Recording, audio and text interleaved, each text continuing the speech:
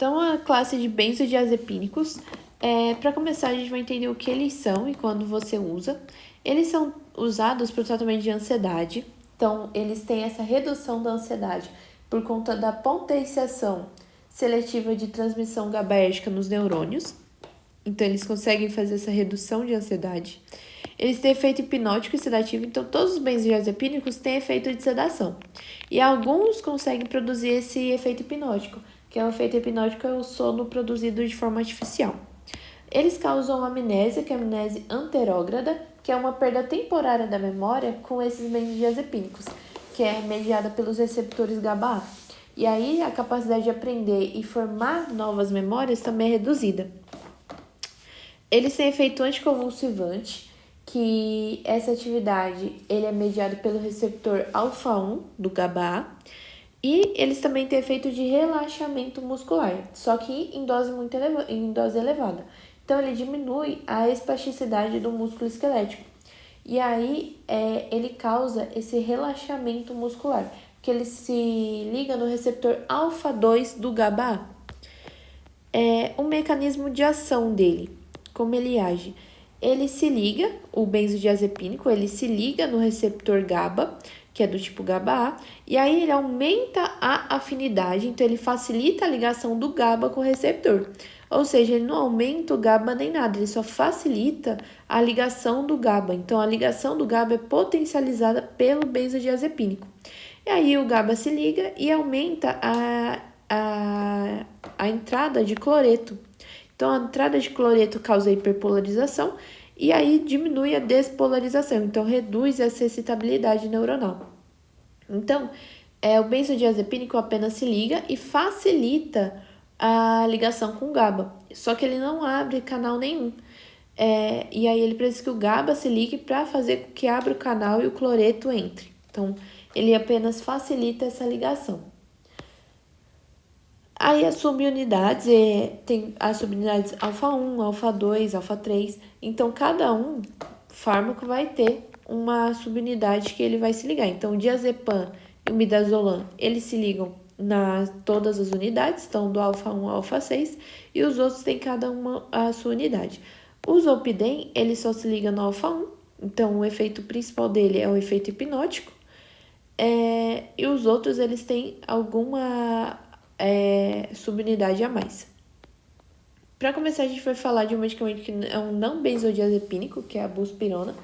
A buspirona, ela não tem, ela é usada no tratamento de ansiedade, só que ela não é um benzodiazepínico, ela tem uma eficácia comparada a esses benzodiazepínicos.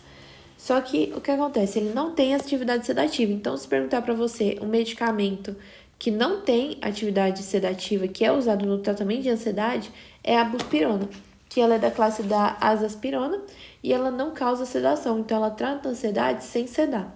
Só que o problema dela é que ela leva de 3 semanas para gerar o efeito. Então, ela não é usada, ela é ineficaz para o tratamento de curta duração de ansiedade. Então, transtorno de ansiedade aguda, ou para estado de ansiedade aguda, você não pode usar essa buspirona. Ela se liga no receptor 5-HT1A e ela é ineficaz para fobia e tipo de ansiedade social. Então, a principal indicação dela é transtorno de ansiedade generalizada sem ação de sedação. Agora, o diazepam. O diazepam, ele tem uma meia-vida longa, então a meia-vida dele é maior, é uma meia-vida de 20 horas, por conta que dele ser acrescido pelos metabólitos ativos. Então, vai para o fígado, passa pelo mecanismo de formação de metabólitos, vai para a excreção renal. Chega no rim, o rim vê que não dá para excretar ainda com aqueles metabólitos, e aí volta para o fígado. Então, ele vai fazendo essa passagem. Então, a meia-vida dele é longa, é mais de 20 horas que ele consegue agir. Ele é usado por via oral, retal, intramuscular e intravenosa. Ele é principalmente usado por via oral e retal, na verdade. A intramuscular e intravenosa, ele é pouco usado. Ele é feito imediato na via intravenosa e ele é usado nessa via para tratamento de epilepsia. Então, que você precisa de um efeito imediato. Na via retal, ele é mais usado em crianças, porque ele tem uma ação, o pico dele vai demorar menos. Então, vai ter um pico de 15 a 45 minutos.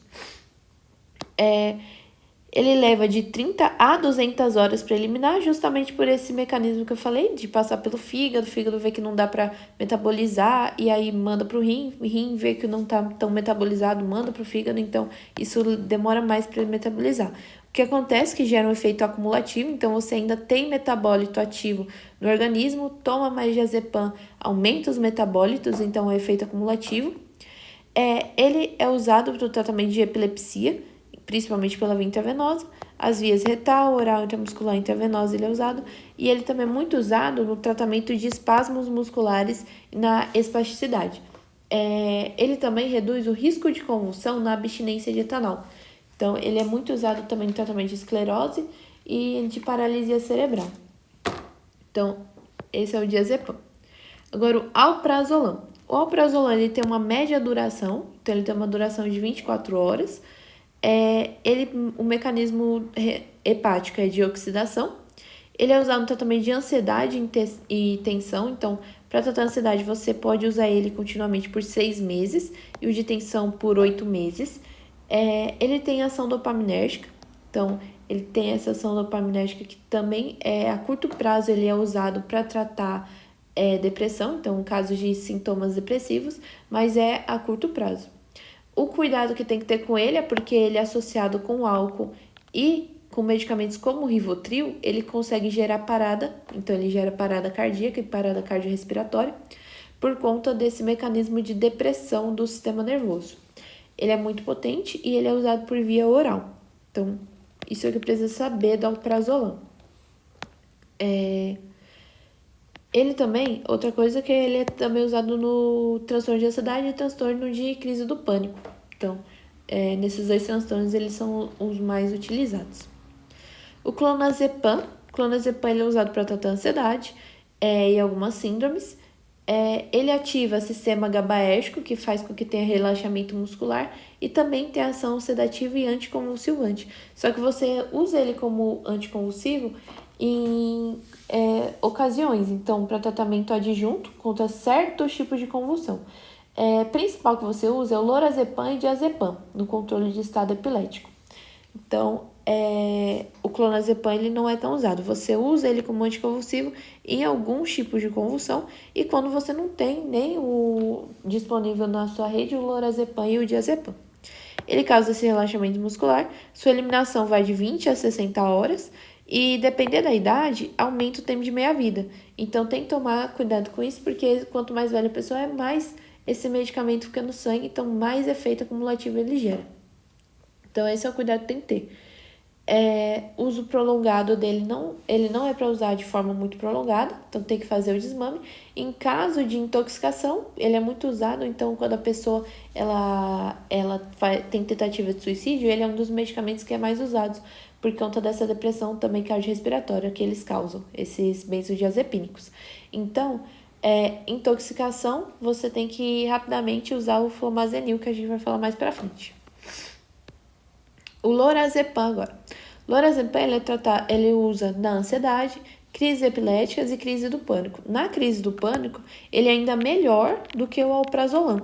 Então, o lorazepam em crise do pânico ele é melhor para você prescrever do que até mesmo o alprazolam, porque uma dose baixa você já consegue ter um bom efeito nessa situação. Ele é potente também, então ele aumenta a afinidade do GABA, então diminui o efeito excitatório. Então, isso faz o efeito sedativo dele, devido à modulação do receptor GABA. E aí, esse efeito sedativo, ele faz com que tenha esse tratamento de ansiedade, muito bom para a crise do pânico também. E aí, via oral, 2 horas para ter o pico. Sublingual também ele pode ser usado. E aí, 40 minutos já tem o pico do efeito. Duração de meia-vida, de 8 a 12 horas, então uma meia-vida curta que o lorazepam tem. Ele também é usado no tratamento a curto prazo de ansiedade relacionada com depressão. Então, os efeitos colaterais vai ser déficit de atenção, fadiga, sonolência, mas a curto prazo ele é usado também na tratamento de ansiedade que está associado com sintomas de depressão. Além disso, ele é um medicamento que é pré-operatório, então usa na noite anterior ou 2 horas antes de fazer o procedimento, você pode usar o lorazepam. Então, ele tem esses efeitos. O próximo é o midazolam. Ele pode ser usado de forma como injeção ou de forma oral. Fármacos de ação curta, como o midazolam, que a minha vida dele é de 2 horas, então fármaco de ação curta, ele é muito usado como pré-medicação para procedimentos que não são confortáveis e que podem provocar ansiedade. Então, tipo endoscopia, alguns procedimentos como angioplastia. E aí essa sedação, ela é consciente, permite que o paciente atenda a instrução. E o midazolam, ele é um benzodiazepínico que facilita a amnésia. E aí ele causa a sedação antes da anestesia. Então, esse efeito dele, ele vem antes de procedimentos para diminuir a dose do anestésico que você tem que usar. Porque ele facilita essa amnésia e consegue causar essa sedação antes da anestesia. O midazolam, ele modula também o canal GABA e aí ele diminui essa condução elétrica no sistema neuronal. Ele tem um efeito hipnótico, então o efeito hipnótico dele, ele trata a insônia, então ele induz sono também, então ele é usado também com efeito hipnótico por conta dessa ação dele de indução de sono. Aí esses são os medicamentos que a gente precisa saber. Agora a gente vai falar sobre uma relação que eles têm, que é a relação de toxicidade. Então, os medicamentos que a gente falou, eles são muito usados em tentativas de suicídio, porque eles conseguem fazer uma depressão do sistema nervoso central, e nessa depressão, ele consegue fazer com que tenha a diminuição respiratória. Então, quando a pessoa ela tenta suicídio, ela tem uma intoxicação, então superou a janela terapêutica, causa essa depressão do sistema respiratório, então uma depressão respiratória, então quando tem um aumento de dose, e aí faz com que tenha depressão grave dessa função, tanto respiratória quanto cardiovascular. E aí quando você associa ele com álcool ou com outros medicamentos que agem no sistema nervoso central, ele aumenta essa ação. Então esse é um problema que é muito frequente nos benzodiazepínicos. E como você faz a reversão dessa intoxicação? É por meio do medicamento que é o chamado de flumazenil.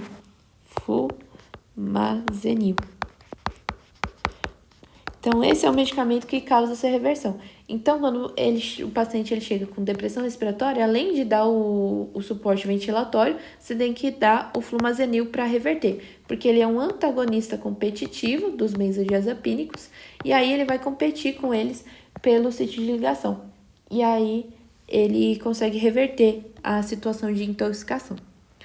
Outra coisa que a gente tem que falar é da tolerância. Então, não dá para tomar esses medicamentos a vida toda, porque você vai acabar criando essa dessensibilização devido ao uso crônico.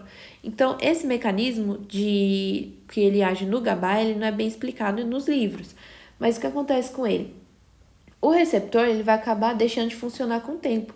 Então, para aquela dose, ele já não vai ser mais tão eficaz. Então, você tem que aumentar a dose, mudar a medicação. Então, isso é um mecanismo de tolerância. E aí está relacionado com a dependência, porque a pessoa ela toma uma dose, aí usa por um tempo, a dose deixa de fazer efeito, aí aumenta a dose, e aí vai gerando essa dependência. Então, um está ligado com o outro, é quase um mecanismo de feedback. E aí, os alcoólatras, eles são mais tolerantes, então essa tolerância é chamada de tolerância cruzada. E a dependência gera a síndrome da abstinência. Então, quando a pessoa ela deixa de tomar todos os efeitos, então ela vai ter déficit cognitivo, dores, e o limiar de dor dela muda também, por conta dessa síndrome de abstinência. Todos os benzodiazepínicos, eles causam essa relação de tolerância, por isso que você não pode tomar ele a vida toda com aquela mesma dose, porque não vai chegar uma hora que não vai fazer mais efeito. Então, tem a perda seletiva do receptor GABA devido a esse uso contínuo. E aí, ele gera um mecanismo de rebote, por conta de quando você faz interrupção abrupta. Então, você tira de uma vez só o medicamento, não pode, porque você tem um mecanismo de rebote. Então, ansiedade vem com mais força, tremor, tontura e também distúrbios do sono. Então, tem que fazer aquele mecanismo de desmame para deixar de tomar. E os benzodiazepínicos têm curta duração, eles causam um efeito mais abrupto de privação. Então, os piores para você fazer essa retirada de uma vez só vai ser os benzodiazepínicos que têm uma ação de curta duração. E aí o vício, ele está relacionado com o sistema de recompensa. Então, à medida que você toma esses medicamentos, ele gera um sistema de recompensa no seu sistema nervoso. E aí isso faz com que você vicie nessa sensação que ele gera. Então, não é em si um medicamento, é um mecanismo de recompensa que o próprio corpo ele gera devido a essa medicação. Agora, os hipnóticos que a gente vai falar. Os hipnóticos que a gente vai falar vai ser a família Z, então o grupo Z, que vai ser o Zolpidem, a Zaleplona e a Exopiclona. O Zolpidem, ele não tem propriedade, não está relacionado com benzodiazepínico, ele não tem propriedade anticonvulsiva ou miorrelaxante. Então, ele tem pouco efeito de abstinência e provoca insônia de rebote mínima. Então, o Zolpidem, ele é de curta duração, ele é usado no tratamento de insônia, então a pessoa que tem dificuldade para dormir. Ele também tem uma ação parecida com o benzodiazepínico, porque ele é agonista do GABA-A. Só que ele é um agonista sem atividade ansiolítica.